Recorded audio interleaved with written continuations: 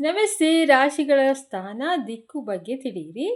ಮೇಷರಾಶಿ ಇದು ಪೂರ್ವ ದಿಕ್ಕು, ಧಾತು ಮತ್ತು ರತ್ನಗಳ ಗಣಿ. ವೃಷಭ ರಾಶಿ ದಕ್ಷಿಣ ದಿಕ್ಕು, ಪರ್ವತದ ಶಿರದಲ್ಲಿ ಇರುತ್ತದೆ, ಹೊಲದಲ್ಲಿ ಇರುತ್ತದೆ. ಮಿಥುನ ಪಶ್ಚಿಮ ದಿಕ್ಕು, ಶಯ್ಯಾಗ್ರಹ. ಕರ್ಕ ಉತ್ತರ ದಿಕ್ಕು, ಭೂಮಿ ತಳದಲ್ಲಿ ಅಥವಾ ಭೂಮಿ ಕಲ್ಲು ಬಂಡೆಯಲ್ಲಿ. ಸಿಂಹ ಪೂರ್ವ ದಿಕ್ಕು, ಪರ್ವತಗಳಲ್ಲಿ, ಗುಹೆ, ಅರಣ್ಯ ಪ್ರದೇಶದಲ್ಲಿ. ಕನ್ಯಾ ದಕ್ಷಿಣ ದಿಕ್ಕು, ಹಸಿರು ಹುಲ್ಲಿನ ತಂಪಾದ ಪ್ರದೇಶಗಳಲ್ಲಿ. ತುಲಾ ಪಶ್ಚಿಮ ದಿಕ್ಕು, ನಗರಗಳಲ್ಲಿ, ವ್ಯಾಪಾರಸ್ಥರ ಬೀದಿಗಳಲ್ಲಿ. ವೃಶ್ಚಿಕ ಉತ್ತರ ದಿಕ್ಕು, ವಿಷಕಾರಿ ಜಂತುಗಳ ಬಲೆಯಲ್ಲಿ, ಹುತ್ತದಲ್ಲಿ.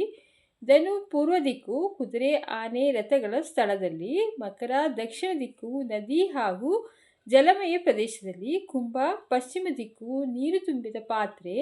ಮೀನ ಉತ್ತರ ದಿಕ್ಕು, ನದಿ, ಸಮುದ್ರ, ಜಲಾಶಯದಲ್ಲಿ. ಹೀಗೆ ರಾಶಿಗಳ ನಿವಾಸ ಸ್ಥಾನವಿರುತ್ತದೆ.